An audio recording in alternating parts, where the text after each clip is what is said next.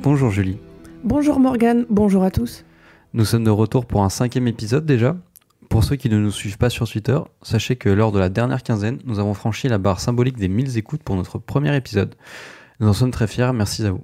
Je me joins à Morgane pour vous remercier de votre soutien à tous et surtout de votre écoute. On estime être encore nouveau dans le domaine du podcast et ne parlons même pas du podcast cinéma. Même si on commence à avoir un rythme de croisière où on planche sur des projets pour 2023 sur lesquels on ne va rien dire pour le moment parce qu'on en est encore à l'état de brouillon. Bref, il n'y a rien qui est fait. C'est secret. C'est secret. Mais on compte bien faire évoluer Arrêt Caméra tous les deux. Je crois toi aussi, Morgane, oui. tu vas le faire évoluer. Tu me confirmes ça. Donc, j'en reviens à nos moutons, puisque pour cette dernière quinzaine, on peut dire que le cinéma et les salles ont fait énormément réagir sur les réseaux sociaux quasiment tous les jours. Ouais, j'ai l'impression que c'est devenu un peu le rythme de croisière du cinéma français depuis quelques semaines. Enfin bon, même dans les médias, on a vu l'industrie du cinéma sur le devant de la scène, donc c'est pas seulement les réseaux sociaux. Les raisons sont simples, le mois de septembre a été cataclysmique en matière de fréquentation, et le 6 octobre dernier, ont eu lieu des états généraux du cinéma français. Exceptionnel. Tout ça quelques semaines après, à peine, les menaces de Disney à propos de la sortie de Black Panther Wakanda Forever, dont on ne sait pas encore s'il sera sur... Au moment où nous enregistrons ce 5e Ouais. épisode de Arrêt Caméra, on ne sait pas effectivement si pas. Wakanda Forever sera ou pas en salle. Sachant que le film est prévu pour le 9 novembre et on est le 13 octobre. Enfin bref, ce climat délétère nous a fourni notre sujet kiffage de la quinzaine. Pourquoi les gens ne vont plus au cinéma ? Et son corollaire, j'ai envie de dire, moins de gens au cinéma, moins de spectateurs. Cela signifie qu'il y a tout ou partie des films qui font moins d'entrées en salle. On va essayer de voir lesquels.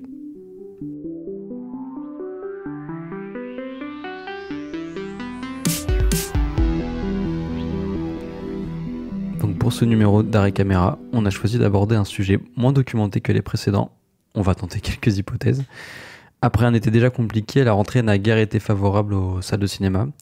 7,38 millions de spectateurs ont été comptabilisés en septembre 2022, soit 20% de moins qu'en septembre 2021, donc l'année d'avant. Il y avait 9,3 millions de spectateurs. C'est le pire mois de septembre enregistré depuis 1980, si on enlève effectivement le cas particulier de 2020, qui était en pleine période de crise sanitaire, avec, je rappelle, des séances à jauge et à contrainte. Il n'y a pas un jour où on ne parle pas dans les médias de la désaffection des salles de cinéma, en invitant notamment des professionnels du secteur, souvent des acteurs parce que ce sont, on va dire, les noms les plus connus, parfois des réalisateurs aussi, à s'exprimer dessus. Sur France Inter, par exemple, on a eu Louis Garrel, Nicole Garcia. Sur Le Monde, c'était le réalisateur de Onoda, Arthur Harari, et j'en passe. Chacun y va de son avis sur le sujet, un avis qui est scruté à la loupe sur les réseaux sociaux pour ensuite être critiqué vers presque toujours une seule et unique explication. Les gens n'iraient plus au cinéma parce que le cinéma français, pour être poli, serait médiocre. Est-ce que tu es d'accord avec ça, Morgane ? Bien sûr que non. C'est très bien qu'on tire la sonnette d'alarme et qu'on en fasse un sujet très commenté. Toutefois, ce qui est dangereux à mes yeux, c'est quand on voit des gens comme Jérôme Sédou, le président de Pathé France, dire que le cinéma français est ennuyeux, ou encore quand Jean Dujardin propose de sortir moins de films et d'en faire des plus gros à la place. C'est-à-dire moins de petits films, plus de gros films. Comme des blockbusters en fait, mais en France. C'est ça. Moi, je crois qu'on se trompe. D'une part, les films à tout petit budget n'ont jamais été des moteurs du box-office. Est-ce qu'il y a déjà des films arrêt essai qui ont fait des millions d'entrées en France ? Alors, arrêt essai, en fait, c'est particulier parce qu'on peut dire que, par exemple, un film comme Parasite est qualifié comme un film d'arrêt essai. Disons cinéma français. Ah oui, il y a les films de Kechiche. Il me semble que la Palme d'Or, La vie d'Adèle a dépassé le million. Hein. Et ça remonte quand même. Oui. Dernièrement, je suis presque sûr, faut à vérifier, mais je pense que le Clapiche encore devait être un C'est film vrai. d'art essai à voir, hein, mais il me semble que cinéma d'art essai, c'est ça aussi qui est compliqué, c'est que l'appellation, faut remplir quelques critères et ça fait qu'il y a des films qui sont comment dire, plus gros que d'autres, alors qu'en vrai, voilà, quand tu t'imagines art essai, tu t'imagines film d'auteur Forcément confidentiel très quelque petit part. budget. Et donc de l'autre, si on regarde le box-office de septembre 2022, les films justement d'art et essai se tiennent très bien. On a, je parle des films français, Revoir Paris qui culmine à 507 000 entrées, Les Enfants des Autres qui lui a dépassé les 300 000 entrées en 3 semaines, et Chronique d'une liaison passagère qu'on avait chroniqué et beaucoup aimé, va dépasser les choses qu'on dit, les choses qu'on fait, le précédent Emmanuel Mouret. Donc en dehors du fait que septembre n'a pas eu de locomotive comme Shang-Chi l'année dernière, Qui était un film Marvel. qui a fait plus d'1 million d'entrées, et je pense aussi à Dune de Denis Villeneuve qui était sorti fin septembre et qui avait déjà C'est vrai, c'était fin septembre commencé aussi. à faire pas mal d'entrées, ouais. Voilà, le vrai problème de la chute des scores, c'est plutôt les comédies et les films populaires français qui n'attirent plus autant de monde qu'avant. On a souvent parlé du changement d'usage pour invoquer la baisse du nombre de spectateurs en salle à cause du Covid, donc, et des plateformes comme Netflix, Disney, Amazon, Prime Video. La vérité, c'est-à-dire qu'il faut savoir de quoi on parle. Certes, ces plateformes marchent très bien, mais le pendant, c'est que les abonnés à ces plateformes sont instables et volatiles. Par exemple, en août dernier, il y a une étude qui est sortie aux États-Unis sur Netflix. Donc Netflix, il me semble bien que c'est la première de toutes les plateformes en termes de nombre d'abonnés.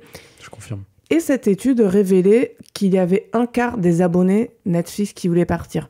Un quart qui veulent s'atteindre, c'est énorme. Pourquoi ? Parce que les abonnés se lassent, et puis voilà, la période du confinement est passée.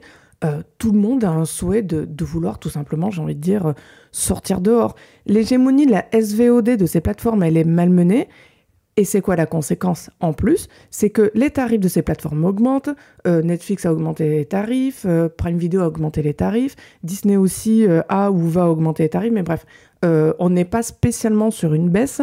Les tarifs augmentent, la publicité aussi. Si c'est pas Netflix et consorts qui sont uniquement responsables, même s'ils le sont en partie, de la désaffection du cinéma, il faut regarder où ? Bah, en fait, du côté de l'offre. Si l'art essai, effectivement, on va dire, les petits films, il fait le job, comme tu l'as dit, Morgane, la comédie française, effectivement, moins. Parce que ces films marchent moins qu'avant. Quelques exemples concrets. Menteur, par exemple, a fait moins d'1 million, alors que les précédents films de la troupe comique française, La Bande à Fifi, allaient au-dessus des 1,5 million à chaque fois. Rumba la vie, que je n'ai pas vu, avec Franck Dubosc, a fait 250 000 entrées environ. Le précédent film avec Franck Dubosc en 2018, c'était quoi ? C'était 2,3 millions. Le précédent film de Franck Pardon, Dubosc, ouais. 2, pas avec, excuse-moi. La preuve que c'est pas moi qui suis le public de sélection. Et on pourrait de toute façon en trouver plein d'autres. En dehors des comédies françaises, qu'est-ce qui manquerait, Morgane, au cinéma en France ? J'ai un flash. Je pense aussi, tu me citais un film d'auteur, d'art et essai l'année dernière, qui aurait pu marcher. Il y avait Illusion perdue, je crois aussi.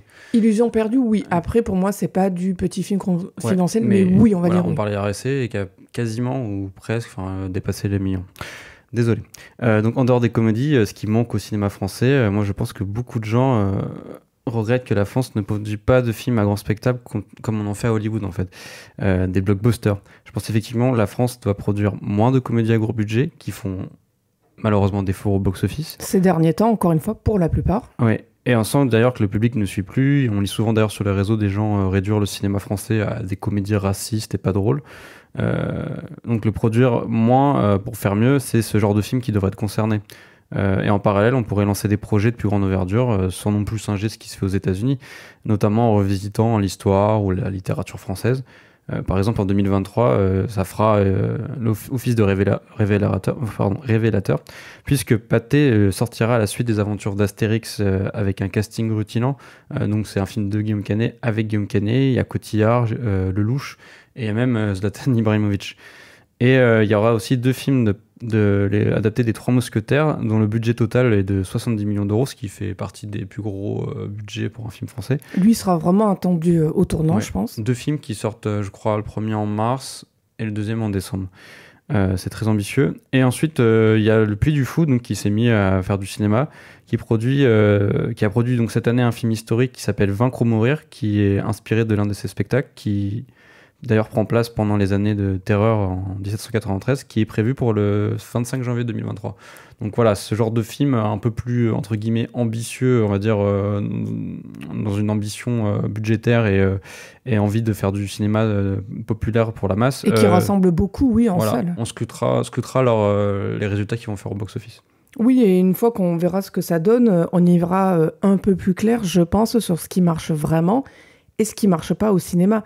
Parce que, enfin, quand on regarde les totaux des entrées en salle en les comparant à d'autres années, d'autres époques, pour dire qu'ils ont baissé, il faudrait voir ce qu'on compare et se poser les bonnes questions. Il ne s'agit pas de mettre à côté des pommes et des poires. Par exemple, en octobre 2021, il y avait un James Bond. En octobre 2022, il n'y a pas de film aussi gros. Enfin, disons, à prendre tous les films jusqu'à la fin de l'année, c'est quoi le gros film qui va sortir? C'est Avatar. Voilà. Et éventuellement Black Panther. Voilà. Et s'il sort, mais je veux dire, il y a ces deux, on va dire, mastodontes. Et on peut faire la même chose sur plusieurs périodes. Mécaniquement, c'est d'une évidence à peine subtile qu'une année va faire moins d'entrées s'il n'y a pas des gros films sur grand écran. À partir de là, en théorie, les solutions, elles sont claires. Soit on propose plus de films sur des licences archi connues pour faire du chiffre, au détriment de la créativité, mais enfin, ça gonflera, et puis de toute façon, ça bénéficie à tout le monde, comme on le sait déjà. Soit on prend des risques côté blockbuster et grosse machine en proposant des choses inédites, et là, ça passe ou ça casse. Mais dans tous les cas, sans ces fameuses locomotives qui tirent le cinéma vers le haut, indépendamment de tout critère qualitatif, les totaux du nombre d'entrées sur chaque mois seront automatiquement moins élevés. C'est ça. Moi, je pense que taper sur le cinéma français, je parle pas de l'industrie, mais les artistes, ceux qui font le cinéma français, c'est un peu se tromper de cible, quoi. Après, on prétend pas analyser la baisse des fréquentations dans toute son ampleur, et il est évident, comme on a dit, que le Covid était un des principaux facteurs, puisque, par exemple, tu disais que les gens enfin, tu le disais pas, mais les gens utilisaient les plateformes SVOD, et elles se sont développées pendant le Covid. Ils ont utilisé ça pendant 2 ans au moins, et elles ont perdu, entre guillemets, l'habitude d'aller au cinéma, d'autant plus qu'il y a des périodes où le cinéma, on pouvait pas y aller. Et du coup, les gens, ils ont aussi arrêté de suivre ce qui se faisait au cinéma, vu que le cinéma, on pouvait plus y aller. Donc, il y a aussi le prix des places à prendre évidemment en compte, et qu'il faudrait débattre. Il y en a qui disent que c'est trop cher. Mais alors, sur le prix des places, j'en profite tant que j'ai une tribune. De toute façon, c'est moi qui l'ai instauré, cette tribune. Allez, sur le sujet. Le prix des places, déjà, on va dire qu'il évolue dans une marge assez conséquente. C'est-à-dire, on peut aller au cinéma pour 3 euros, pour 5 euros, pour 6, pour 7. On peut aller au cinéma pour 20 euros si on veut la totale, le siège en cuir, l'écran IMAX, etc. Enfin, je veux dire, c'est pas forcément hyper cher. Et puis quoi, tout le monde se plaint du prix des places. Qui se plaint du prix d'un livre? Qui se plaint du prix d'un jeu vidéo? Personne n'aborde ces domaines-là à cet endroit-là. Tout le monde va trouver des justifications au prix. Je vois pas pourquoi le prix du cinéma ne se justifierait pas. Alors certes, c'est l'inflation, mais en vrai, qu'est-ce qui augmente au niveau de l'inflation? On le sait tous. C'est l'immobilier, c'est le coût des matières premières, c'est le ticket quand on sort de la caisse. Enfin, je veux dire, le cinéma, il n'a pas ni plus ni moins augmenté au rythme. Enfin, je veux dire, tout ça est pas forcément corrélé. Enfin, c'est pas un ticket à 5 euros, même si c'est pas forcément évident pour tout le monde de sortir 5 euros, qui va changer la donne. Enfin, moi, j'y crois pas. Je veux dire, quitte à taper sur le prix du cinéma, je pense qu'il faut effectivement poser la question pour d'autres loisirs, pour lesquels on ne le fait jamais. Et en vrai, encore une fois, poser la question pour ce qui est vraiment cher dans le coût quotidien de nos vies. Tout à fait, je te suis. Et puis je pense aussi il y a un problème d'information en fait du public. Les gens ne savent pas forcément que on a accès à des tarifs avantageux en fonction des journées où on va au cinéma, en fonction de notre âge, en fonction de des heures activité. aussi, bien sûr. Et aussi sûrement qu'il y a des comment dire. Je sais que dans les entreprises il y a des avec les CE il y a moyen d'avoir des places moins chères. Il y a pas mal de dispositifs et c'est vrai que du coup le public n'est pas forcément assez bien informé là-dessus. Bref, il y a un tas de problématiques que le cinéma français va devoir affronter dans les prochaines années. C'est sûr. Tu voulais dire quelque chose ? Non, je pense que la conclusion, elle passait bien. Voilà. En attendant, il y a des films qui sortent et des bons. C'est le moment de passer à nos critiques de films. Donc pour cet épisode, nous allons parler de L'origine du mal de Sébastien Marnier, d'une femme de notre temps de Jean-Paul Siverac et de Halloween Ends de David Gordon Green. J'en profite pour un petit peu spoiler de ce dont on va parler. Je crois que c'est le premier épisode depuis le début, Morgane, où on a à peu près aimé tous les films dont on va parler, sauf la partie SVOD, mais bon. Voilà, si on se concentre sur les salles, comme quoi ça fait un bon manifeste pour les films de salle. On a aimé tous les films de salle, ce qui n'est pas le cas sur le VOD.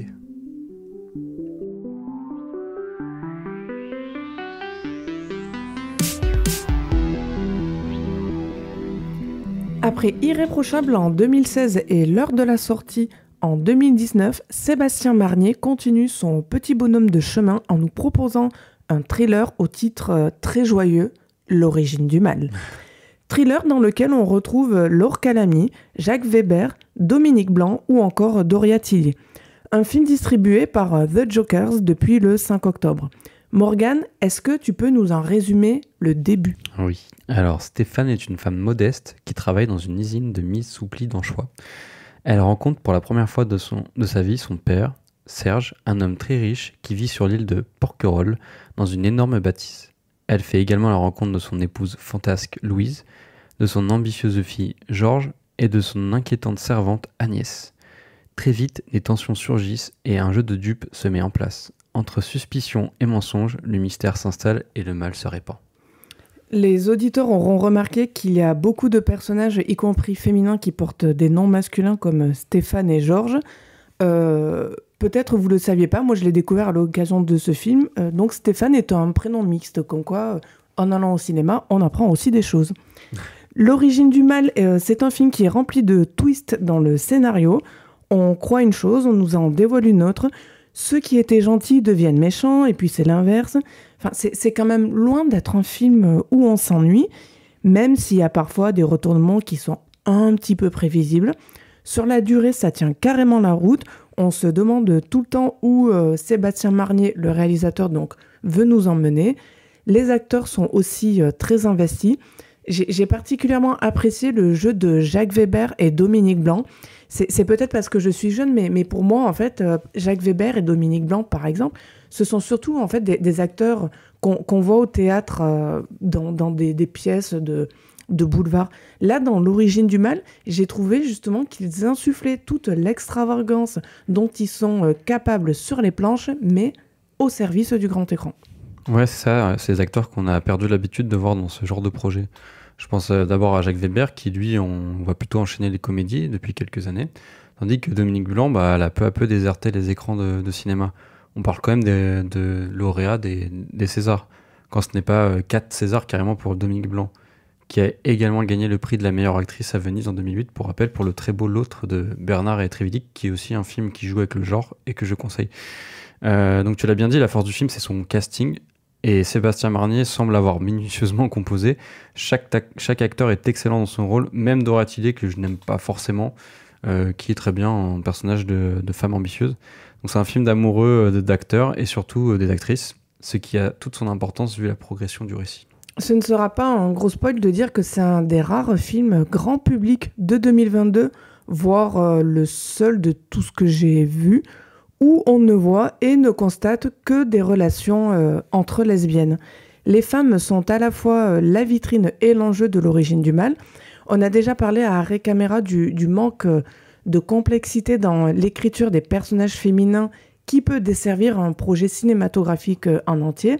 Par exemple, si vous réécoutez notre précédent épisode à propos de Blonde sur Netflix, vous comprendrez de quoi je veux parler. Ici, on est dans la direction totalement opposée. Les personnages font le grand écart entre les classes sociales, on a les riches, les pauvres, avec une tentative d'infiltration qui peut faire penser à Parasite de Bong Joon-ho, et une écriture qui, comme je le disais, ne dévoile pas tout d'emblée pour rajouter des couches supplémentaires et épaissir au fur et à mesure les femmes du film, qui ne sont jamais jugées, qu'elles soient calculatrices, extravagantes ou insidieuses. On est là pour assister à leur spectacle et leur tentative d'essayer d'obtenir la plus grosse part du gâteau. Et face à elle, le seul personnage masculin notable du film, c'est Serge. Le choix de Jacques Weber, il est remarquable. On a l'impression de voir au départ un papa poule avec des airs de gros nounours. Mais peu à peu, sa monstruosité se révèle et son physique hors du commun devient une menace pour toutes les femmes de la famille. Moi, il m'a fait énormément peur, Jacques Weber, dans le film. Je pensais pas qu'il était capable de ça en tant qu'acteur. Ouais, c'est la manière dont il est filmé aussi qui est impressionnante. Il y a vraiment une envie de montrer comme un croque-mitaine, en fait. Le film de Marnier est certes trop classique dans sa forme, mais il reste très plaisant à regarder car il réussit à insuffler un souffle Kemp. Alors le Kemp, c'est c'est une manière de jouer avec les représentations hétérosexuelles, c'est ça, oui, et de flirter avec le queer, en fait. C'est souvent ça en rajoutant, en faisant des caisses. C'est souvent aussi ce qui est dans le drag, en fait. Oui. C'est ça, c'est Et il y a toujours de l'humour dans le Kemp. Le Kemp, se départ jamais de l'humour. Donc il y a un souffle Kemp jubilatoire dans ce film qui le rend de facto original. L'origine du mal a des airs de Cluedo Kemp, à la manière de 8 femmes de François Ozon, sans le côté musical. Et heureusement, j'ai envie de dire. Blague à part, j'irai même plus loin. J'ai trouvé que le film, et je le dis de manière très positive, était tellement gai que par endroits, en fait, j'ai eu l'impression d'assister à un concours de reines de beauté avec toujours plus de surenchères dans les vêtements qui sont bien évidemment là pour en rajouter sur la distinction entre les personnages, chacun ayant un style très particulier. C'est-à-dire, il y a un côté, je trouve, pour chaque actrice, concouriste, et on regarde en fait qui va gagner la coupe. L'origine du mal, c'est quelque part moins un thriller, un héritage à ce que nous connaissons déjà dans le cinéma français, qu'une sorte, j'ai trouvé, de pastiche de luxe et de qualité qui ne vire pas la parodie gênante ou aux répliques à côté de la plaque. Dans ce genre de film, on se demande souvent qui et comment les personnages vont se faire prendre. On sait qu'il y a des pourris. Marnier, il n'hésite pas à en faire des caisses, encore une fois, de ce côté. Certains trouveront que c'est trop appuyé, alors qu'il ne fait, je trouve, aucun doute que c'est intentionnel. Dès les 10 premières minutes du film, c'est vraiment le projet de l'origine du mal. Exactement, le film détourne son décorum chabrolien, voire hitchcockien. C'est sûr que si on le regarde comme un film noir, ce qu'il est en apparence, on sera très vite déçu. Personnellement, ça m'a pas du tout gêné. Le film ne correspond pas forcément à mes attentes, et notamment ce qu'il a fait germer pendant la première demi-heure du film. Pour le coup, je sais pas toi, mais Morgane, mais moi j'ai été complètement surprise. Je m'attendais à voir un film en ayant lu les critiques ça et là, y compris lors du retour de la Mostra de Venise. Et c'est pas du tout ce que j'ai vu. Non, tout à fait. J'ai l'impression que les gens s'attendaient à un autre genre de film, un truc un peu plus coquin, quoi. Un truc plus noir, plus sombre. Ce qui, encore une fois, ne dessert pas du tout sa qualité. C'est ça. Je suis cependant moins convaincu par l'arc narratif autour de la compagne de Laure Calamy, qui est jouée par Suzanne Clément, qui purge une peine en prison. Certes, ça a son intérêt dans l'intrigue, mais je trouve que le montage parallèle entre, d'un côté, donc, le personnage de Calamy, qui est dans sa nouvelle famille, et de l'autre, la prisonnière, qui est, comme j'ai dit, jouée par Suzanne Clément, ça casse un peu la dynamique, justement, Kemp du film. Ça apporte une sorte de noirceur un peu c'est fausse. Vrai qui semble dissociante par rapport... dissociée, du reste. Ou dissonante, oui. Dissonante, voilà, c'est le mot que je cherchais. J'ai fait un mot valise entre les deux. Merci, Morgane. De rien. Enfin, on dirait que je chipote, mais bon, l'origine du mal, ça reste de très bonne facture, et ça confirme le talent de son auteur, qui, après Irréprochable et lors de sa sortie, confirme que c'est une très bonne personne à suivre. Sur une même thématique post-MeToo, on enchaîne sur le deuxième film de notre programme. Une femme de notre temps est le nouveau film de Jean-Paul Siverac, un auteur aussi rare que discret, dont les films ne font jamais grand bruit. Après Mes Provinciales en 2018, un film semi-autobiographique, on rappelle que c'était un réalisateur qui est passé par la Fémis, et dans Mes Provinciales, il filme des étudiants en cinéma. Film que j'avais adoré. Elle me lance déjà les hostilités. Donc, qui est resté dans le carcan de ces drames tournés avec de jeunes acteurs non professionnels, puisque c'est souvent ce qu'il fait. Il revient cette année avec un film porté par une tête d'affiche, Sophie Marceau. Le film a été sélectionné à Locarno et il est reparti sans prix. Il a aussi été sélectionné au Festival du film francophone d'Angoulême. Merci pour cette précision. Une femme de notre temps est sortie sur nos écrans le 5 octobre dernier. Il est distribué par Réseaufilm. Julie, peux-tu nous en dire plus sur le film ? Alors, l'histoire du film, c'est Juliane, une commissaire de police à Paris, qu'on suit au départ sur une enquête policière, un meurtre de mémoire. Oui, un policier corrompu. exact. Et sur l'écriture d'un livre semi-autobiographique, puisqu'il est consacré à sa sœur défunte. Sauf qu'on finit par se retrouver plongé dans l'intimité conjugale de Juliane, puisqu'elle découvre, et nous avec, que son mari la trompe avec une autre femme. Et ça provoque chez elle un très grand choc, à la fois psychique et émotionnel, au point de modifier tous ses projets de vie. Oui, c'est un film qui en rappelle un autre d'ailleurs, déjà chroniqué dans un épisode précédent d'Arrêt Caméra, Avec amour et acharnement de Claire Denis. Donc on retrouve le même type de personnage et d'intérieur bourgeois, la même emphase musicale, la même présence du Covid en fond, d'ailleurs c'est assez marrant. Oui, ils portent tous les masques. C'est ça, et puis on entend à la radio pas mal d'infos justement qu'on a pu entendre nous en vrai. Donc il y a le même moteur scénaristique, donc l'adultère. Toutefois les approches sont complètement contrastées. Sivera qui opte pour une structure scénaristique plus classique, le road movie, à l'opposé du film de chambre de Claire Denis. Il y a une ambition parfois complètement démesurée dans son film qui se sert d'un cadre et d'une économie minimaliste pour invoquer un univers tragique et mythologique que je trouve fascinant. C'est un travail d'équilibriste parfois aberrant mais souvent brillant. Je l'avais dit à Morgane avant cet épisode d'Arrêt Caméra, je voulais que nous parlions d'une femme de notre temps de Siverac, parce qu'il n'a pas fait l'actualité, comme il a aussi été dans des festivals peu connus du grand public, et parce qu'on peut le voir dans peu de salles, malgré le fait que Juliane soit incarnée par Sophie Marceau. D'ailleurs, les derniers films que j'avais vus au niveau des entrées en salle pour Une femme de notre temps, c'était 10 000.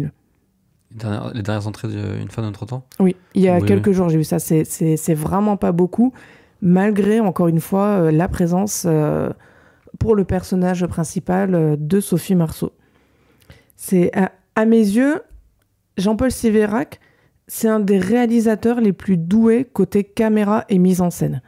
Ses films sont classiques, mais il vibre. Il sait mettre de la force émotionnelle dans ses séquences, appuyer quand il le faut, retenir, j'ai envie de dire, ses coups quand c'est nécessaire, comme au moment où on découvre avec Juliane que son mari la trompe, on est sidéré, on est scotché à notre siège, on est gêné, on est peiné pour elle, on vit avec le personnage. Il y a une musique tonitruante, il y a un entrecoupage des plans et en montage qui nous prend, en fait, qui nous captive. Oui, c'est une vraie tragédie, cette séquence. Et en côté tragédie grecque. Ouais. Voilà, on sent vraiment la trahison, en fait. C'est terrible. Et donc, j'estime que tout le monde ne sait pas faire ça. Et pour moi, Siverac, en fait, il mérite vraiment une plus grande reconnaissance que celle dont il bénéficie aujourd'hui. C'est pas parce que... Enfin, je veux dire, c'est pas Siverac, c'est pas qu'un réalisateur pour les revues de cinéphiles comme les Cahiers du cinéma ou Positif. C'est... Quelque part, comme il est classique, en fait, j'estime qu'il est universel. Ouais, je te suis sur Siverac, du moins sur ce film-là, parce que je n'avais pas trop aimé Mes Provinciales. Mais Une femme de notre temps, il a, comme on disait, un vrai souffle tragique. Il est porté par la mise en scène de son réalisateur. Il y a du mystère, des scènes de rêve qui sont très réussies pour le coup. Et de même pour les scènes nocturnes qui forment quasiment la totalité du film. Très très bien éclairé, les scènes nocturnes, enfin, c'est extraordinaire. C'est ça. On critique souvent sur les réseaux sociaux les éclairages aujourd'hui dans les films, en citant notamment ce que fait par exemple Marvel. Bah, si vous aimez pas l'éclairage d'un film Marvel, allez voir un film de Jean-Paul Siverac. Ou alors revoyez Nope qui était sublime en termes de... Non mais là c'est pour parler d'arrêt essai français, laissons les Américains de côté. Excusez-moi. Donc c'est peut-être cette fois le vrai film chabrolien, en tout cas, voire même Hitchcockien de la rentrée, contrairement à L'origine du mal.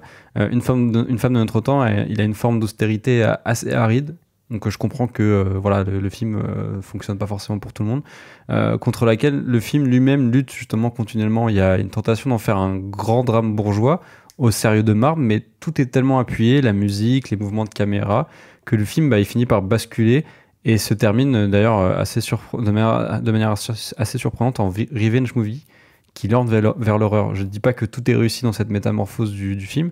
Notamment, il y a une rencontre en cours de route avec un autre personnage qui fait bifurquer le récit, mais pour moi, c'est une bonne surprise. C'est un peu ce film-là, Une femme de notre temps, c'est un peu le discours, l'avis, j'ai envie de dire, MeToo de Jean-Paul Siverac. Et il sort au cinéma 5 ans pile après le début du mouvement.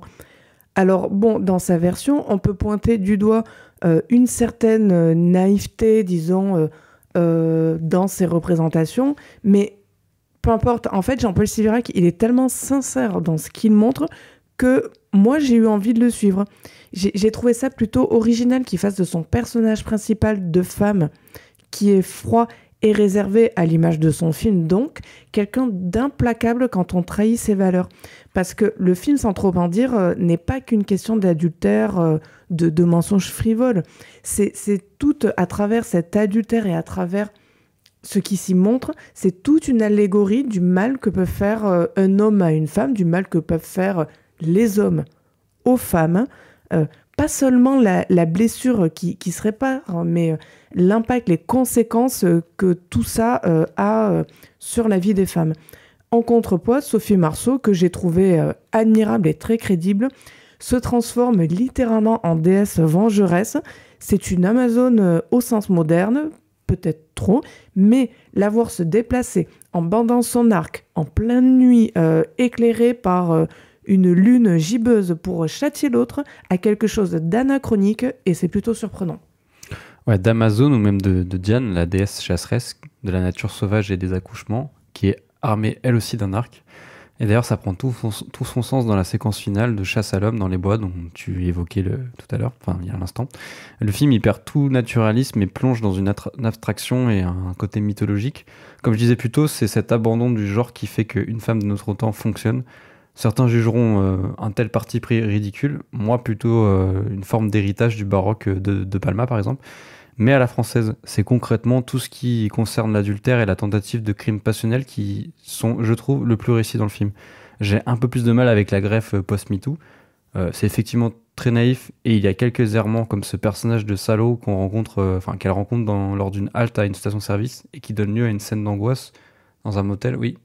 Dans la fameuse scène d'angoisse dans le motel, je vois de ce dont tu parles, Morgane, mais mine de rien, il y a quelque chose qui m'a plu là-dedans, c'est la manière encore une fois, de vouloir parler d'actualité, parce que là, Siverac, en dehors de tout ce qui est MeToo, il parle de quoi dans ce film ? Il parle de bavure policière, avec Sophie Marceau qui commet une bavure policière. Oui, bien sûr. Après, tu jugeras que le personnage est un peu... c'est un peu amoindri, quoi, parce que le personnage veut quand même essayer de la tuer, il a un couteau, même si, bon, après, il y a la légitime défense, elle rentre pas en jeu parce que elle a un pistolet, elle a un couteau, mais voilà, c'est pas...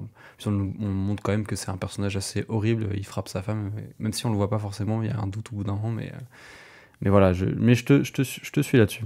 Donc, contrairement à... Enfin, certainement à cause du jeu des acteurs qui font pas de figure en face de la composition de Sophie Marceau, je trouve que là, justement, la scène dans le motel, elle est un peu ridicule. C'est qu'il rappelle d'ailleurs que Sophie Marceau, elle avait déjà excellé dans un registre plus dramatique, voire tragique, comme chez Zulawski. Mais pour moi, Une femme de notre temps, c'est un peu la renaissance de Sophie Marceau, même si l'année dernière, il y a eu le Ozon que je n'ai pas vu, mais de ce que j'ai vu, en tout cas, ça donnait moins cette impression-là. C'est vrai qu'en termes de composition du rôle chez un acteur, bon là en l'occurrence chez une actrice, je te suis, Morgane. Effectivement, il y a un côté renaissance, même si, encore une fois, quand on voit le nombre d'entrées du film Une femme de notre temps en salle, ça doit être un des scores les plus faibles au box-office de Sophie Marceau. Oui, c'est une renaissance plutôt artistique que publique. Que monétaire aussi. Oui, parce que de toute façon, Sophie Marceau, elle n'a jamais trop eu de problème là-dessus. Je crois que tous ses films, ses comédies, c'est plus d'1 million à chaque fois. Donc...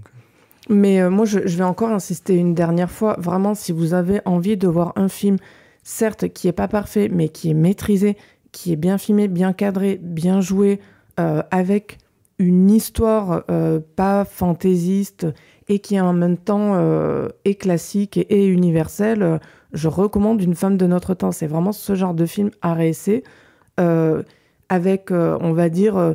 une ambition qui en même temps est forte et une certaine exigence qui mérite d'être soutenue au cinéma en ce moment. Je suis d'accord avec toi, il n'y a rien à dire d'autre. On n'est pas en reste du côté des femmes fortes pour cette quinzaine au cinéma, puisqu'on va parler de l'une des plus connues d'entre elles qui voit l'arc dans lequel elle officie se conclure. C'est parti pour Halloween Ends de David Gordon Green. Bouh.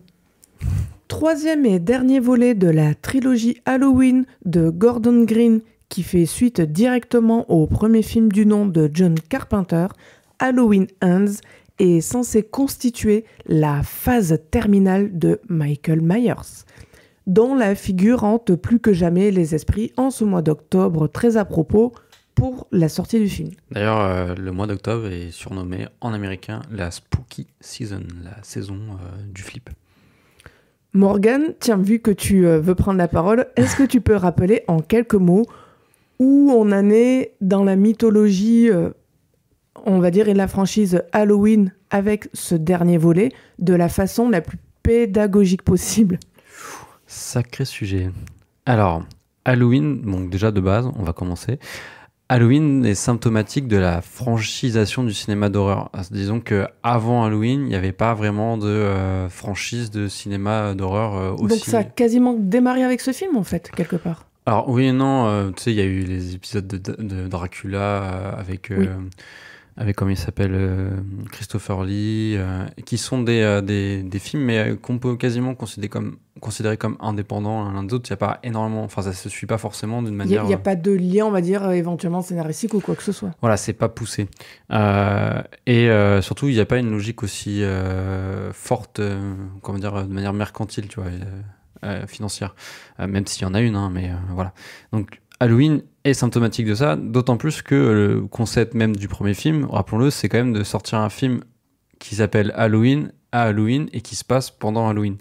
Sacré marketing. Voilà, donc il y a un vrai concept commercial dans le film, et même si l'épisode suivant, le 2, est sorti quelques années plus tard, le deuxième est sorti à Halloween, et en fait, l'habitude, c'était de sortir chaque épisode C'est un petit peu le rituel. à Halloween, c'est ça. Donc on a eu le droit à 13 films, depuis le film de John Carpenter en 78, dont 12 avec le tueur Michael Myers. Il n'y a que le troisième qui s'écarte de tout ça, qui est en fait un épisode dont ils ont tenté de faire un projet mené par... Il avait été réalisé par qui, ce troisième épisode? le chef-op des deux premiers, ou du premier, j'ai plus son nom.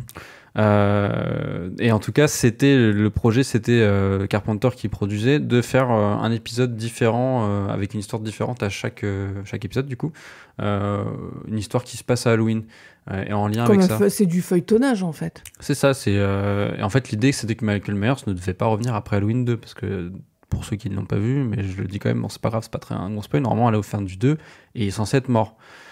Sauf que du coup, le 3 était un échec. Et du coup, dès l'épisode 4, ils ont ramené Michael Myers. Donc, tu dis, il y a eu le premier Halloween en 78, puis il y en a eu 13, dont 12 où il y avait Michael Myers. Est-ce que dans ces 13, tu comptes la trilogie de Gordon Green ou pas? Oui, alors, donc, sur les épisodes canoniques, on va dire, de la première partie, je crois qu'il y en a 7 ou 8. Et ensuite, il y a eu oui, c'est ça, 8.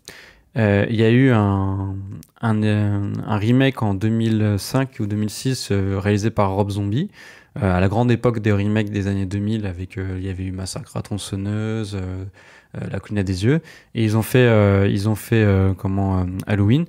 Cette fois, c'était un peu différent. Rob Zombie, qui avait déjà fait quelques films qui étaient plutôt même très bons. Il a fait un Halloween avec un film qui explorait un peu, parce que normalement Michael Myers n'est pas un personnage psychologisé. On voit juste son premier acte criminel quand il est enfant, et après on passe directement On va dire que c'est une entité, pour faire simple. Oui, c'est une entité diabolique, maléfique, qui n'a pas de psychologie. Et en fait, dans les épisodes de Rob Zombie, il a essayé de mettre ça en place, et d'ailleurs ça n'a pas plu, parce que l'épisode 2 a fait un four. Et en 2018, du coup, Blumhouse a relancé Halloween. Blumhouse. Oui, pardon, je dis Blumhouse, mais. Non, t'inquiète pas, Morgane, mais c'est producteur, donc c'est. Ouais, c'est la boîte de production. Moi, je pense que les gens connaissent. C'est ceux qui ont produit Ils Get produisent Out. des films d'horreur, donc. Ouais, et notamment des films d'horreur à budget moindre, c'est-à-dire entre 5 et 10 millions de dollars. C'était un peu le projet. De faire des petits films, mais qui ont vocation à faire beaucoup d'entrées.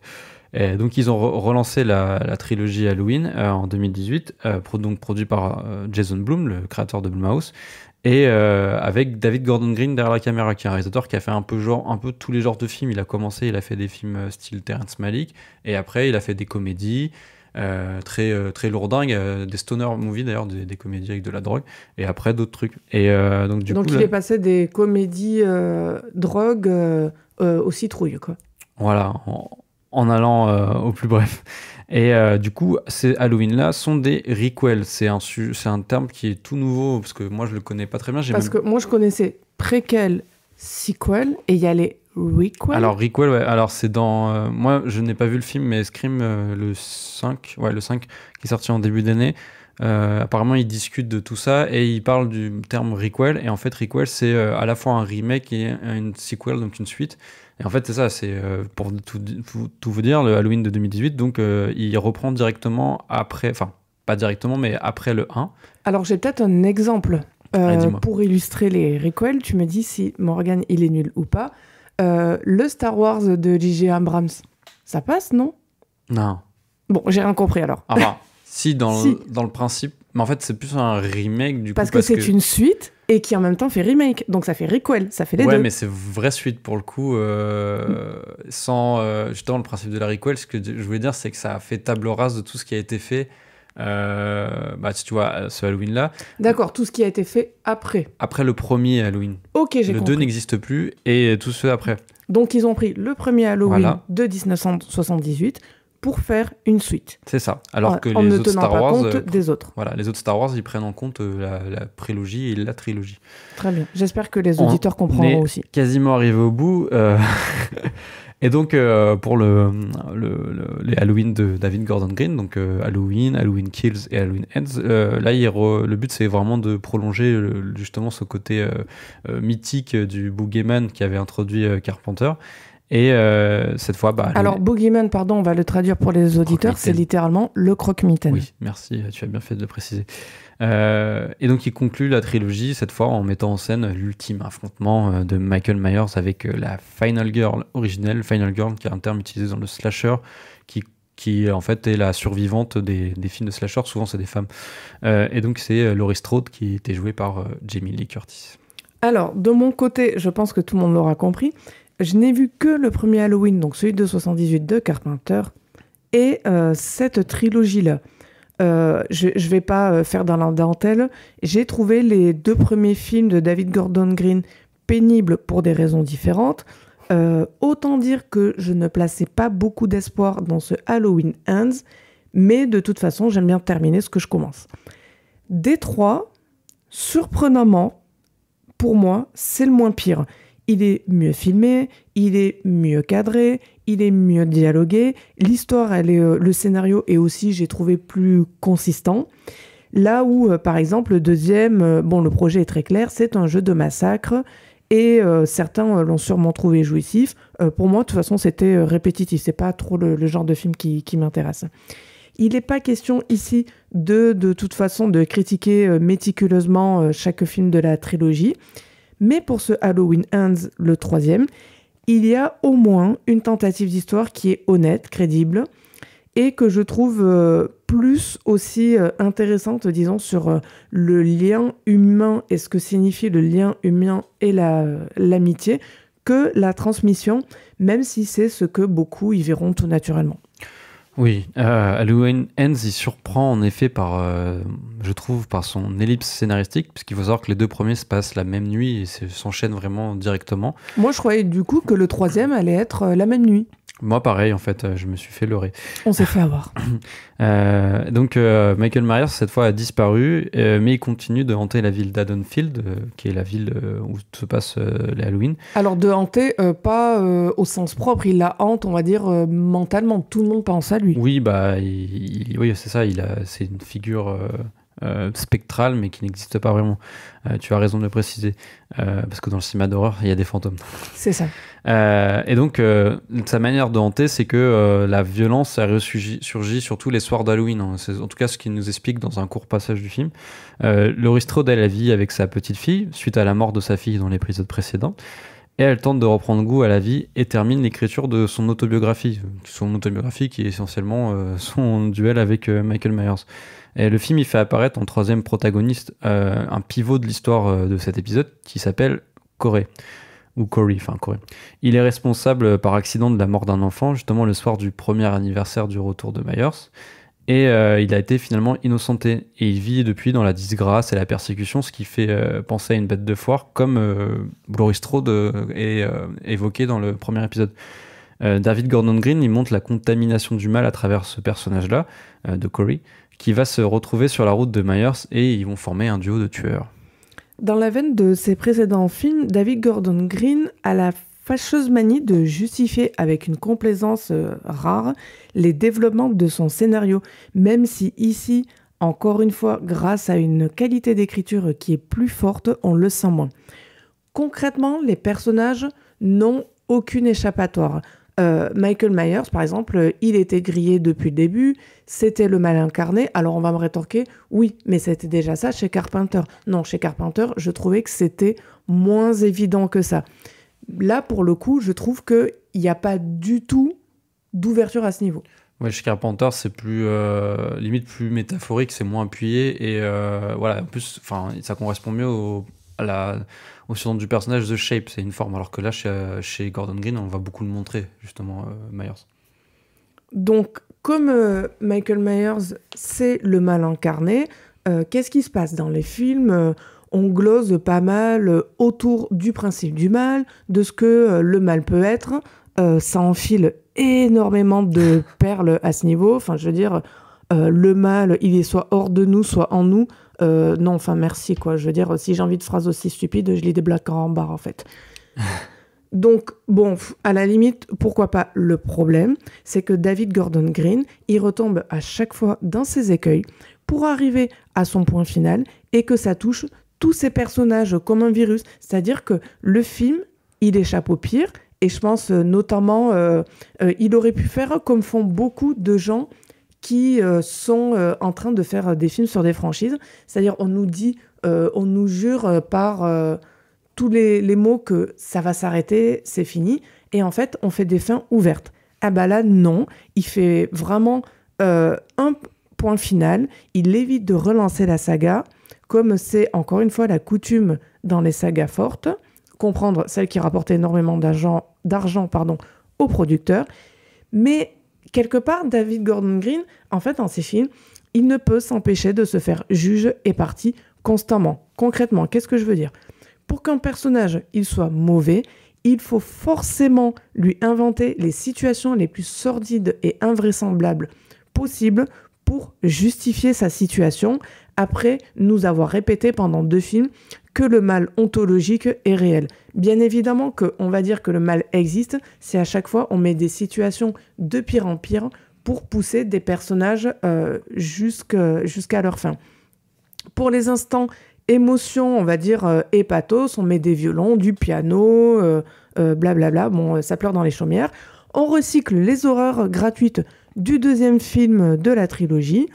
Donc le 3, il est à la fois pour moi plutôt maîtrisé, et j'insiste là-dessus, vraiment mieux maîtrisé que les 2 autres, mais en même temps, toujours saboté par les mêmes tares que les 2 précédents. Ouais, c'est surtout formellement que le film t'a plus convaincu en fait.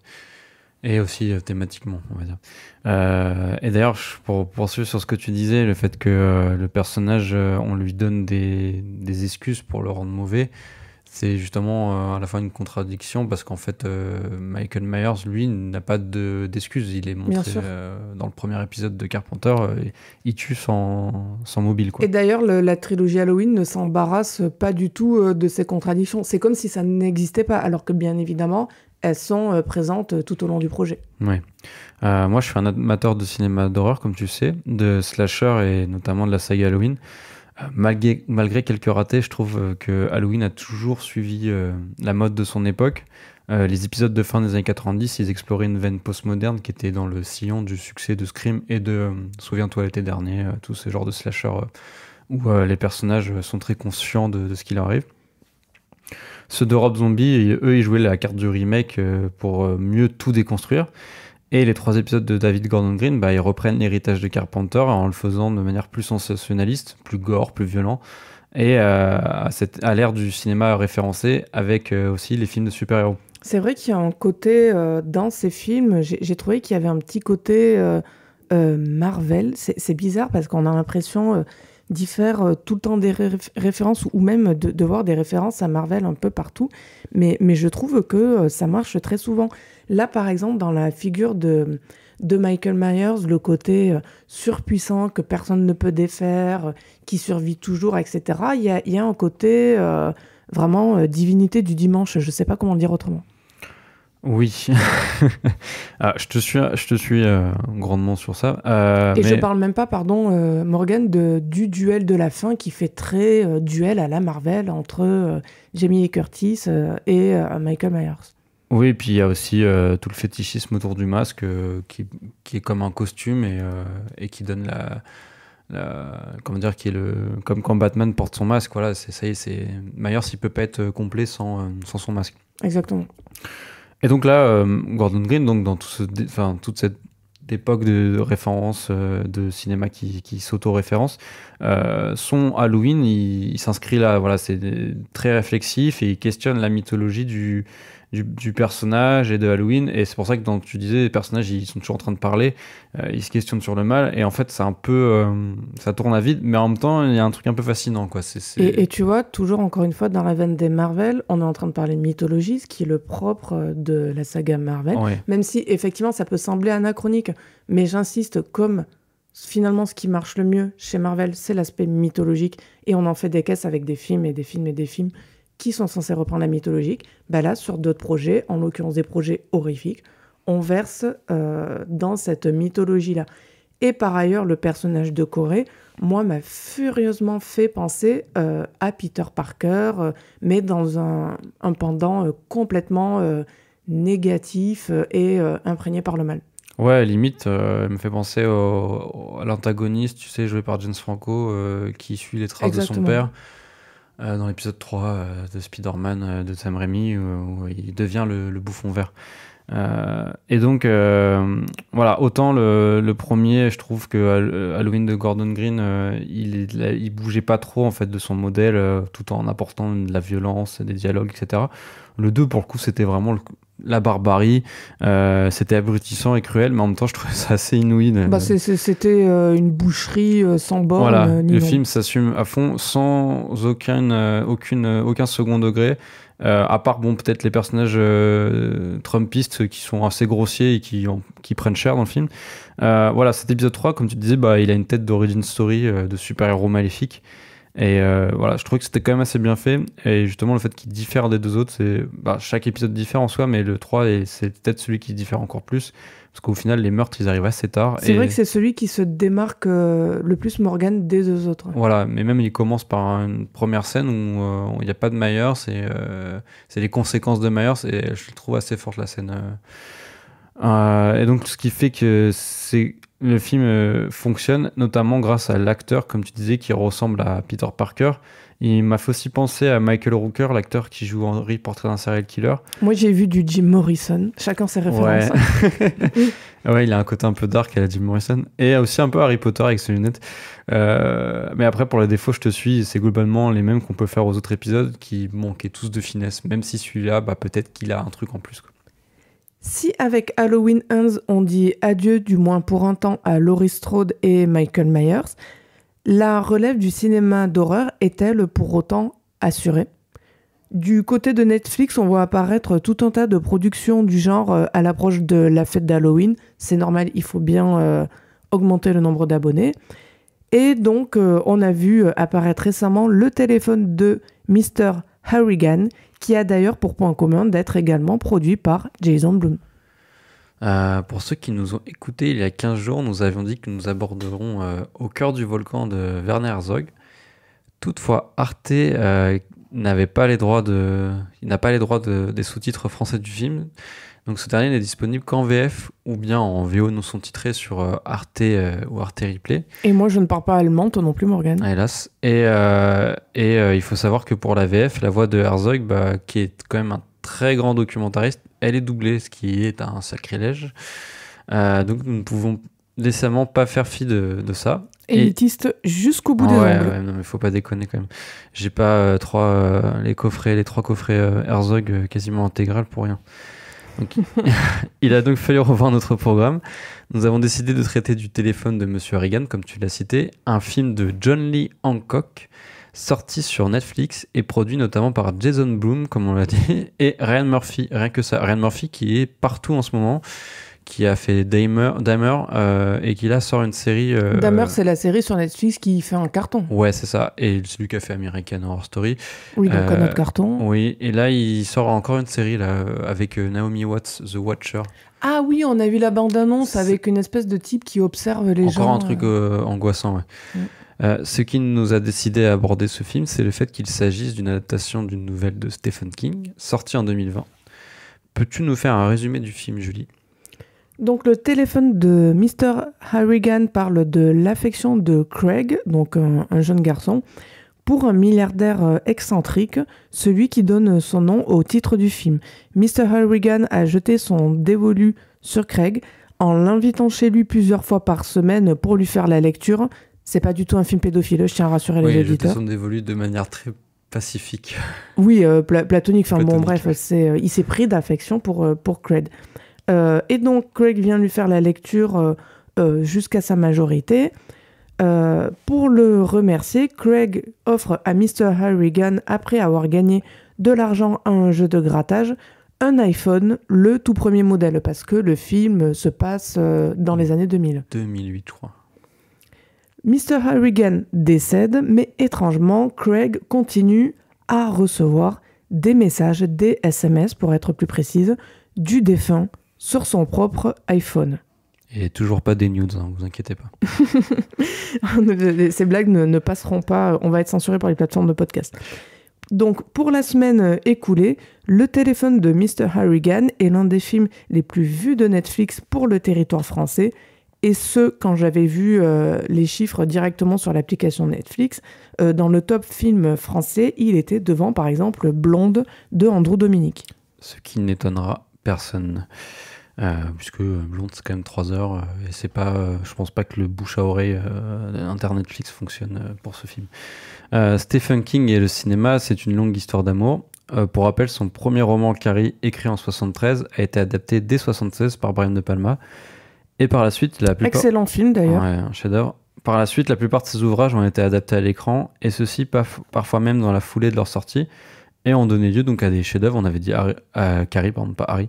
Carrie, et il y a aussi The Shining de Stanley Kubrick ou Christine de John Carpenter. Encore lui. Le téléphone de Monsieur Harrigan fait partie du recueil qui s'appelle Si ça saigne, If It Bleeds en anglais, sorti en 2020. Et tu l'as lu toi ce recueil, Morgan ? Non, j'avoue, Stephen King, je ne lis pas. J'ai lu quelques vieux romans, mais je ne suis pas du tout ce qui sort. Décidément, trop éliciste. non, mais je suis convaincu qu'il y a des choses qui sont bonnes. Et donc Netflix a acquis les droits de la nouvelle quelques mois à peine après la sortie du recueil. Et on comprend pourquoi. Parce que sur le papier, la nouvelle, elle mêle nouvelle technologie, histoire de fantômes. Il y avait de quoi faire un bon film d'horreur. Et à l'arrivée, le résultat, il est désastreux. Et le téléphone de Monsieur Harrigan ressemble à un téléfilm de M6 vaguement fantastique. C'est d'autant plus surprenant que le téléphone de Mr. Harrigan marche, comme je l'ai précisé il y a quelques minutes, sur le papier, l'ambiance, le casting, avec en plus la présence de ni plus ni moins que Donald Sutherland. Pour incarner Mr. Harrigan, ça faisait envie. Donald Sutherland qui joue dans Ne vous retournez pas ou Ne te retourne pas de Nicholas Roeg, excellent acteur. Pour être honnête, on a failli ne pas chroniquer du tout le film tellement il est anecdotique. Je ne suis même pas certaine d'y voir un seul aspect positif, alors qu'il y avait pourtant de la matière pour en faire quelque chose. J'étais par exemple intriguée sur le rapport entre technologie et fantastique, et là déjà, rien qu'en parlant de cette partie du scénario, j'en fais presque trop, puisqu'il n'y a aucun début de réflexion à ce stade. D'autant plus que c'est pas non plus ultra novateur. Enfin, disons qu'il y a déjà des films qui explorent ça, notamment des films de J-horror. Oui, donc J-horror, des films d'horreur japonais. Oui, tu fais bien préciser. Comme Ring, qui explore la cassette vidéo, ou Kairo, que c'était Internet. Et Terreur sur la ligne, et oui, le téléphone portable déjà qui était vecteur d'une malédiction. Ce qu'on constate dans le téléphone de Mr. Harrigan, c'est que en fait, l'iPhone permet aux lycéens d'accéder au sommet de la hiérarchie scolaire, à savoir l'acceptation sociale, et à Mr. Harrigan de se connecter enfin avec son monde. Très concrètement, c'est le niveau 0 de la réflexion dans un film. Quant à la partie horrifique, j'ai envie de dire en rigolant, elle est inexistante, mais c'est vrai, il n'y a pas d'horreur. Non, en fait. Il y a pas À d'horreur dans part, ce film. c'est même pas de l'horreur, il reçoit un SMS de quelqu'un qui est mort, voilà, c'est ça. Disons que bon, l'horreur, c'est quoi? C'est le fait d'avoir potentiellement peur, c'est le fait d'être angoissé.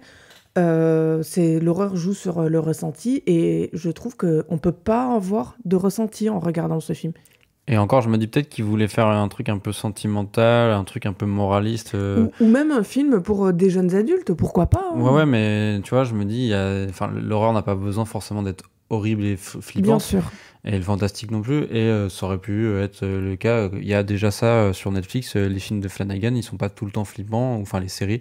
Non, c'est une atmosphère. Hill House, ou des trucs comme ça, voilà, on peut amener quelque chose, mais là, il y a rien du tout. Rien du tout. Alors que cette partie horrifique, en fait, le projet, c'est qu'elle reposait a priori sur un glitch. Qu'est-ce que c'est que ce glitch?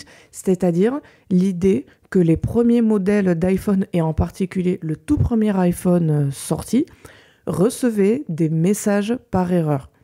Je ne sais pas du tout comment c'est traité dans la nouvelle, je ne l'ai pas lu, mais le film n'en fait rien d'effrayant, ni même de captivant. Ouais, j'ai pas non plus lu la nouvelle, comme je t'ai dit. Il y a un vrai côté boomer dans le film, c'est très ringard. Notamment, comme tu disais, la hiérarchie scolaire, ou le fait que les jeunes, ils se parlent que par SMS au secours. Une vision complètement fantasmée des années 2000, Ouais, d'ailleurs. c'est ça, ils se parlent, ils sont à 3 mètres l'un de l'autre, même pas 1 mètre. Le personnage principal, le jeune, et une fille, c'est son personal interest, comme on dit en anglais, la personne avec qui il veut se mettre. Ils s'envoient des SMS. Voilà. Voilà. Et c'est censé être cool, en fait. C'est-à-dire, c'est fait, ce film, par un adulte qui est bien plus âgé, bien sûr, que les jeunes qu'il montre. Et il y a vraiment un côté, j'ai trouvé limite réac à nous dire, regardez, les jeunes des années 2000, ils étaient incapables de se parler de vive voix. Ils le faisaient par SMS en étant 1 mètre l'un à côté de l'autre. Quelle société déliquescente. Oui, puis tu sens bien qu'il dit les jeunes des années 2000, mais qu'il pense aussi que ça n'a pas trop changé depuis. Hein. Bien sûr, il y a une forme de projection sur notre époque à nous, les années C'est ça. 2020. C'est d'autant plus marrant que les jeunes, ils sont sur leur téléphone, et c'est un film Netflix, et Netflix, les gens regardent sur un téléphone aussi. Exactement. Enfin bref. Mais on va dire que c'est méta. Ouais, c'est méta.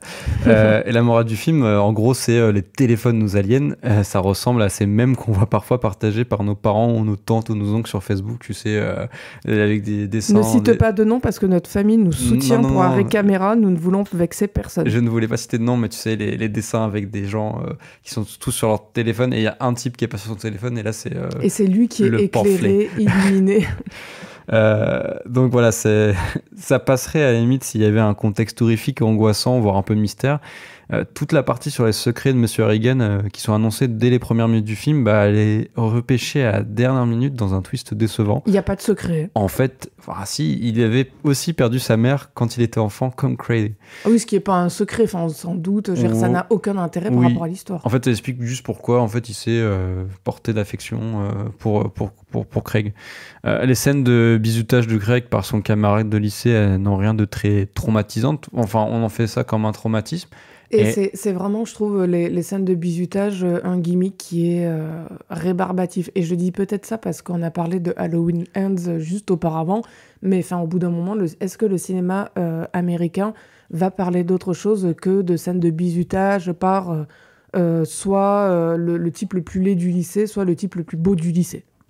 Après, je crois aussi que aux États-Unis, c'est quand même un sujet assez prégnant, notamment au lycée. Même si tu as raison, on en voit beaucoup. Et tu n'as pas vu 13 Reasons Why, 13 raisons pourquoi en français. Non, c'est 13 Reasons Why. Merci le Québec, Morgan. qui est une horreur. Enfin, c'est que du bisoutage sur bisoutage. Il y a du viol. C'est très gratiné. Donc, voilà. Sauf que dans le film, je trouve que dans le téléphone de Monsieur Reagan, c'est limite genre... il n'y a rien en fait. En fait, on a l'impression que dans ce film-là, le téléphone de Mr. Harrigan, il y a du bizutage parce que, encore une fois, c'est la séquence incontournable du film pour jeunes adultes qui se passe au lycée. Voilà, c'est ça. Et puis enfin, pour revenir sur les scènes de communication avec le téléphone de Monsieur Reagan, comme je l'ai dit, après sa mort évidemment, l'élément centrale et horrifique du film n'est pas traitée comme il faut. Il n'y a aucune intensité, aucune dramatisation, c'est plate. Et ça ne dégale que l'horrible photolisse du film que, personnellement, quand tu compares avec les films qu'on a vus au cinéma, les 3 films qu'on a... c'est une catastrophe. Et c'est bien la preuve, encore une fois, atroce, que la plateforme, c'est pas le grand écran, c'est pas la salle, et c'est différent. Pour citer Léos Carax, qui a lui-même été cité il y a pas longtemps sur France Inter, je sais plus par qui, les formes plates. Ah non, c'était pas sur France Inter, c'était Agnès Jaoui aux États généraux du cinéma français. Les formes plates, très dérides. Les formes plates des plateformes. C'est d'autant plus triste pour ce film Le téléphone de Mr. Harrigan que quand on regarde avec un peu de recul, on comprend qu'il est calibré pour être un film de plateforme de streaming. Et je parle pas de la photo affreuse, ça on va dire c'est un accident. On fait jamais quelque chose de moche exprès, je ne peux pas y croire. Je suis trop optimiste pour ça. Le film, ses 5 premières minutes sont montées et calibrées pour susciter du mystère avec la voix off de Craig et nous pousser à rester assis sur notre canapé et continuer le film. Parce que là est la différence principale entre la salle de cinéma et la télévision, en dehors de la taille de l'écran, sauf si vous prenez des drogues. Les gens zappent naturellement et très facilement quand ils regardent un film chez eux, bien plus qu'ils ne quittent une salle de cinéma au bout de 5 minutes si le film est nul, déjà parce qu'ils ont payé leur entrée. Tandis que là, vu qu'on paie au mois, on va éventuellement plus zapper. Bref, du coup, il faut les retenir. Donc comme il faut les retenir, on met 5 minutes où on balance la sauce en espérant qu'ils vont rester. Mais le téléphone de Mr. Harrigan est tellement un produit mercantiliste qu'il ne tente même pas de répondre durant le film ou à la fin de sa promesse initiale dans ses 5 premières minutes. En somme, c'est l'exemple même du temps perdu et du produit qui se moque littéralement du spectateur. Ah, on va vous spoiler, désolé, mais en fait, les 5 premières minutes, c'est la fin du film. C'est vraiment le procédé scénaristique basique, genre le film commence par la fin. Waouh! Enfin, bref. Après, j'ai pas envie de donner l'impression qu'on est là pour taper sur les plateformes et les films de plateforme. C'est vrai qu'à chaque fois qu'on chronique un film à arrêt caméra, un film de plateforme, bah, on n'aime pas, en fait, on a remarqué. Mais voilà, enfin, faut dire ce qu'il est. La plupart des films qui sortent sur les plateformes, bah, ils sont de cette qualité-là, ou un peu mieux, mais c'est pas fou, quoi. Effectivement, de mon côté, je crois que c'est la même chose du tien, Morgan. Moi, quand je regarde un film sur Netflix, je me dis absolument pas, je vais le regarder, je vais penser que ça va être nul, et donc ça va accompagner, être utile à un discours qui serait pro-salle de cinéma. C'est pas ça du tout la chose. En revanche, on ne peut pas s'empêcher, en allant régulièrement au cinéma, d'abord de comparer, que ce soit, on va dire, sur des critères techniques, sur des critères esthétiques. Moralement, non, parce que je trouve pas ça très intéressant. Enfin, je veux dire, la morale, voilà, c'est propre à chacun. Et puis même, j'ai envie de dire, moi, quand je regarde un film, que ce soit un film original, Netflix, Prime Video, Disney+, enfin, j'en sais rien, je m'attends pas à voir quelque chose de pas bien. Je m'attends à rien. Enfin, de manière générale, quand je vais voir un film, à moins que ce soit, par exemple, comme un Halloween Ends, où les 2 précédents étaient nuls, bah là, oui, évidemment, je m'attends à quelque chose de moins bien. Là, pour le coup, j'étais surprise. C'était pas moins bien, c'était mieux. Mais quand c'est un film indépendamment de tout le reste, qui par exemple est adapté d'un auteur qui a écrit des très bons livres comme Stephen King, je m'attends pas à un mauvais film. Oui, après, pour relativiser, il faut savoir que pour ce film-là, on va dire que Netflix a tendance à broyer même les gros auteurs dans leur mécanique. Bon, peut-être pas Scorsese, même si les gens n'ont pas trop aimé. Ni ça Jane reste Campion. quand même un film de Scorsese. Bien sûr. Qui n'a pas toujours fait des grands films. Moi, j'aime bien, mais je sais qu'il y en a qui n'aiment pas. The Irishman. Mais tendance quand même à broyer les auteurs, surtout les auteurs qui commencent. Ou je pensais notamment à Jérémy Saulnier qui avait fait Green Room et son film pour Netflix, j'ai plus le nom, avec une histoire de loup, c'était naze. Et là, malheureusement, John Lee Hancock, pour rappel, c'est quand même un réalisateur qui lui-même fait des films un peu lisses, calibrés pour les Oscars. dont un film The Blinding Side, je crois, qui avait donné l'Oscar quand même à Sandra Bullock, mais qui était quand même un sommet de mielleux pathos sur le football américain. Enfin, bon, fort heureusement, on revient dans 2 semaines avec un programme rempli de films porteurs de promesses. Faut dire que cette fois, le choix était difficile à faire, tant c'est l'embouteillage dans les sorties de films en salle. Il y a beaucoup de choses qui vont venir. Ah ouais, le programme est chargé. On a dû, du coup, laisser certains films sur le carreau, malheureusement. Oui, parce qu'en fait, on veut s'en tenir. Je pense qu'il y a des auditeurs qui vont se poser la question. Pourquoi 4 films, c'est-à-dire 3 films au cinéma et 1 en VOD? Ça, c'est une réflexion qu'on a eue, Morgane et moi, par rapport à qu'est-ce qu'on allait choisir. Plusieurs raisons à ça. Un, c'est un choix éditorial. C'est-à-dire que si le but, c'est de parler de tous les films, je pense pas que ce soit déjà faisable physiquement. Non. Parce qu'on a chacun notre emploi, on ne peut pas se le permettre. Deuxièmement, ça fait un podcast en personnalité, on n'a pas la prétention de parler de tout, on n'a pas la prétention non plus d'avoir un avis sur tout, enfin je veux dire, il faut être un minimum modeste. Ensuite, forcément on privilégie la salle par rapport aux plateformes parce que le cinéma c'est en salle. Et enfin, il y a 3 films donc au cinéma et 1 de plateforme parce que le but c'est que le podcast il fasse 1h, 1h20 grand maximum et ne pas prendre du temps aux gens qui ont peut-être autre chose à faire. Tu as tout révélé. Donc nous parlerons dans 2 semaines de... alors, le titre en français, c'était à un moment donné Ian, mais maintenant ils ont gardé le nom polonais EO de Jerzy Skolimowski. Je me demande si Ian ne se serait pas mieux vendu. Enfin, moi, je lis un cri d'âne sur une affiche, j'ai envie de voir Ian. Oui, c'est très surprenant. Peut-être qu'ils ont eu peur du ridicule. De Bros aussi, de Nicolas Stoller, une comédie. Et de La conspiration du Caire de Tariq Saleh. Pour la séance VOD SVOD, on va faire une exception idéologique. On parlera du Cabinet des Curiosités, la série... Une série anthologique produite par Guillermo del Toro. Alors, anthologique, c'est le principe de la série anthologique. C'est pour faire une comparaison, pour ceux qui connaissent, c'est composé de petits films indépendants à la manière des Hitchcock Présente ou plus récemment, dans les années 2000, il y avait eu les Masters of Horrors où on avait des épisodes réalisés par John Carpenter, Tobe Hooper, Joe Dante. Et cette fois, c'est un peu le même principe. C'est un peu un Master of Horrors de cinéma des années 2010, puisqu'il y a des épisodes qui sont réalisés notamment par Jennifer Kent, qui avait fait Mr. Babadook, Panos Cosmatos, qui avait fait Mandy, ou encore Catherine Hardwicke.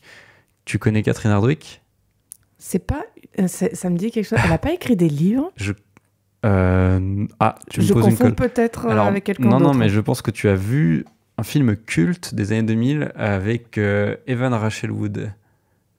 Ah non, peut-être pas. 13. Ah si, Jennifer... Non, je confonds. Non. J'ai failli dire Jennifer Body. 13. Oui, 13. Génial, 13. Ah oui, ça y est, c'est elle. Et c'est aussi la réalisatrice de 13. Twilight. Punaise, c'est vrai. Voilà. On l'a pas vu depuis longtemps. Donc d'ici là, portez-vous bien et à dans 15 jours.